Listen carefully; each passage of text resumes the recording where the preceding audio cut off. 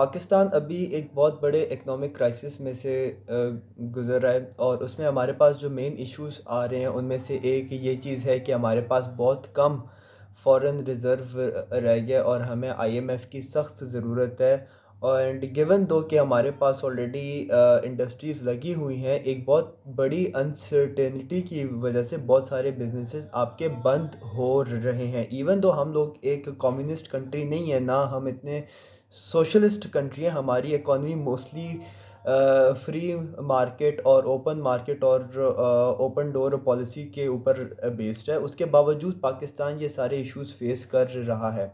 तो इस सारी चीज़ को देखते हुए मेरे दिमाग में दो कंट्रीज़ के एग्जांपल्स आए, जो मैं चाहता हूँ कि आप लोग इसके बारे में देखें, सुने और जानिए कि यार इसमें सीन है क्या। बेसिकली वो जो दो मुल्क हैं वो है इंडिया और वियतनाम। अब ये तो हमें पता है कि जी इंडिया आबादी के लिहाज से दुनिया का सबसे बड़ा मुल्क है, और हमें ये भी चीज़ पता होना चाहिए कि इंडिया इकॉनमी के लिहाज से दुनिया का पांचवा बड़ा मुल्क है, जिसकी जीडीपी अभी $3 ट्रिलियन से ज़्यादा है, और उसका जो जीडीपी पर कैपिटा है that is around $2466 as per 2022। लेकिन इंडिया हमेशा से ऐसा मुल्क नहीं था। आप ये चीज़ कहें कि 2004 तक इंडिया का जो जीडीपी पर कैपिटा था वो पाकिस्तान से कम था। इन्होंने हमसे ज़्यादा जो जीडीपी पर कैपिटा अचीव किया कॉन्स्टेंटली, वो 2005 में जाकर की है। उससे पहले during 80s and 90s India के इकोनॉमिक हालात इतने अच्छे नहीं थे। आप ये तक कहें कि 1988 में इंडिया और चाइना की जीडीपी ऑलमोस्ट सेम थी। अभी चाइना कहाँ है और इंडिया कहाँ है, लेकिन इतना लेट आने की वजूहात थी क्या? बेसिकली 1984 से और 1986 से इंडिया में एक इकोनॉमिक क्राइसिस बर्पा हुआ था, जिसकी वजह से उनका ट्रेड और बजट डेफिसिट दोनों ज़्यादा हुए थे। इसके इम्पैक्ट्स ये चीज़ हुए कि टिल 1991, जब तक 1991 आया, इंडिया के पास सिर्फ 3 हफ्ते का फॉरेन रिजर्व रह चुका था, विच वाज ऑलमोस्ट अराउंड 1.1 या 1.2 बिलियन डॉलर। उस वक्त इनके एक वज़ीर आज़म है नारासिम्हा राव, और उनके फाइनेंस मिनिस्टर मनमोहन सिंह साहब, जो बाद में इंडिया के प्राइम मिनिस्टर बने थे। उन्होंने बेसिकली आईएमएफ और वर्ल्ड बैंक को अप्रोच किया कि जी आप हमें लोन दें, लेकिन उस वक्त तक मूडी ने इंडिया के जो ट्रेड बॉन्ड्स थे उनकी डिग्रेडेशन कर दी थी, और इतनी गंदी की थी कि इंडिया अपना बजट पास ही नहीं वो कर पाया। तो उसके बाद उन्होंने किया क्या कि उन्होंने एक कोलेटरल सिक्योरिटी के लिए अपना 67 टन्स ऑफ गोल्ड, यानी कि आप कहें कि almost entire gold reserve of India was put at collateral security, उन्होंने एयरलिफ्ट करके वो बैंक ऑफ इंग्लैंड और यूनियन बैंक ऑफ स्विट्ज़रलैंड को जमा कराया, जिसके एक्सचेंज में इंडिया को उन्होंने ये सिक्योरिटी दी कि जी ठीक है, हम लोग आपको आईएमएफ का लोन देते हैं। और आईएमएफ ने उस वक्त इनको इमरजेंसी लोन दिया था ऑफ $2.2 बिलियन। लेकिन उसमें सबसे ज़्यादा इम्पोर्टेंट बात है क्या कि नारासिम्हा राव और मनमोहन सिंह ने उस वक्त पार्लियामेंट में खड़े होकर कहा था कि we will not let this time come again. ठीक है, उन्होंने इकोनॉमी को लिबरलाइज किया, उन्होंने हर तरह की एकोमोडेशन प्रोवाइड की जो एक बिजनेस को फ्लरिश करने में होती है। अब इसका सबसे बड़ा फ़ायदा इंडिया को हुआ क्या? इंडिया की इकोनॉमी आपकी इट जस्ट बूम्ड। ठीक है, आप कहें कि एक्सपोर्ट जो उनका 1991 में $22.94 बिलियन था, वो उठकर $679 बिलियन पर आ चुका था। आपको एक चीज़ हमेशा याद रखनी है कि नेहरू के टाइम से लेकर नारासिम्हा राव के टाइम तक इंडिया एक सोशलिस्ट मुल्क था, और उनका एक माइंडसेट था कि यार हमने ना अपने आप को सेल्फ डिपेंडेंट रखना है। सेल्फ डिपेंडेंट के लिए जी ज़रूरी है कि हमें किसी से इंपोर्ट करने की ज़रूरत नहीं है, या हमें किसी को बेचने की ना ज़रूरत नहीं है। हम जो अपना बनाएंगे हम खुद अपने पर ही लगाएंगे। तो आप ये चीज़ देखें कि उनकी एक्सपोर्ट इतनी ज़्यादा इंक्रीज़ हुई। जीडीपी पर कैपिटा जो 1991 में 303 था कंपेयर टू पाकिस्तान के $382 पर, वो उठकर 2466 हो गया compare to our of around $1600। सबसे इंपॉर्टेंट चीज़, India has paid back all loans from IMF by 13 मई 2000, यानी कि उन्होंने विद इन 1 डेकेड जो लोन्स लिए वो लेकर वापस भी उन्हें कर दिए थे। अब दूसरी एग्जांपल जो मैं आपको दिखाने वाला हूँ that is of the Vietnam. Vietnam एक इंडो चाइना साइड पर एक मुल्क है, और वियतनाम ज़्यादातर फेमस है फॉर द वियतनाम वॉर, क्योंकि अमेरिका ने ऑलमोस्ट अपने 20 साल यहाँ पर लगाए थे, और वो जब हार कर वापस गया तो नॉर्थ वियतनाम और साउथ वियतनाम ये दोनों रीयूनिफाई हुए थे 1975 में।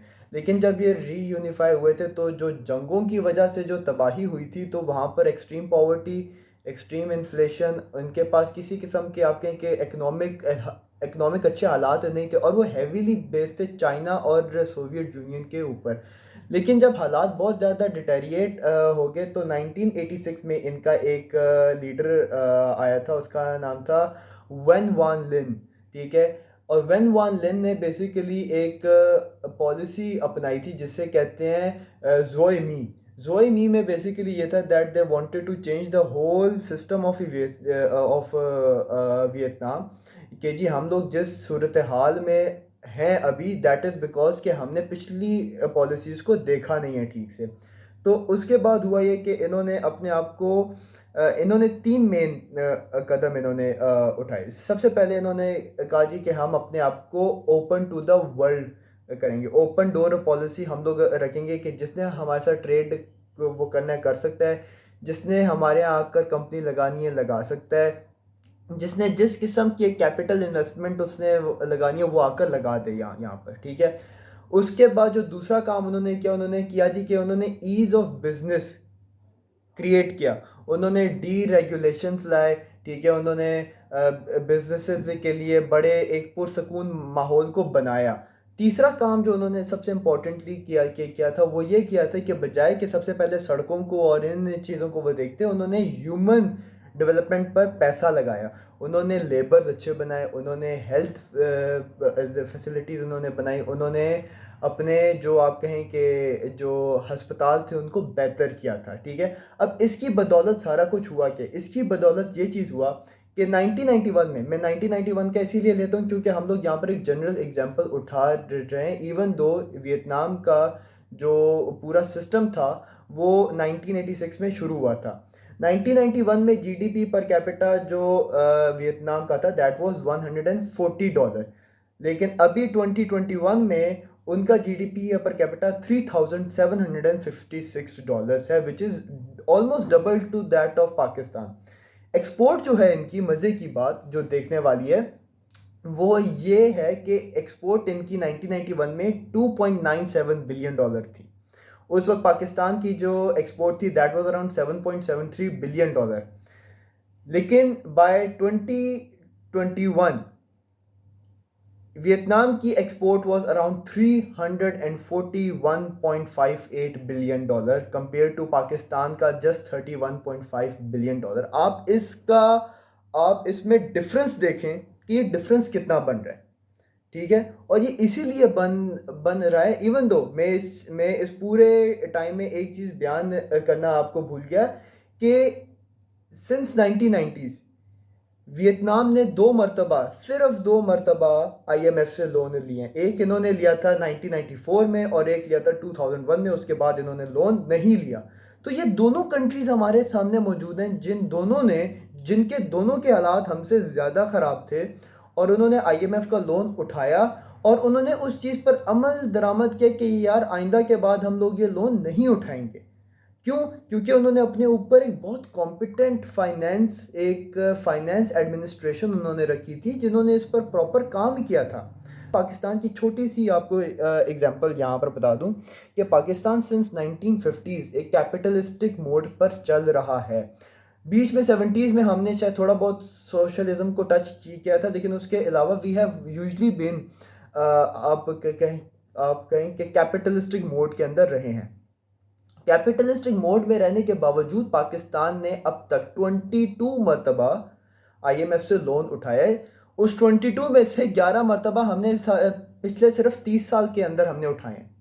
उन 30 सालों में सिंस 1990 टिल नाउ 4 मरतबा पीएमएलएन ने उठाया है, 4 मरतबा पीपीपी ने उठाया है, 2 मरतबा मुशर्रफ ने उठाया और 1 मरतबा इमरान खान साहब ने आकर अपनी हुकूमत में आईएमएफ का लोन उठाया था। ठीक है। जो आखिरी मरतबा 2019 में था।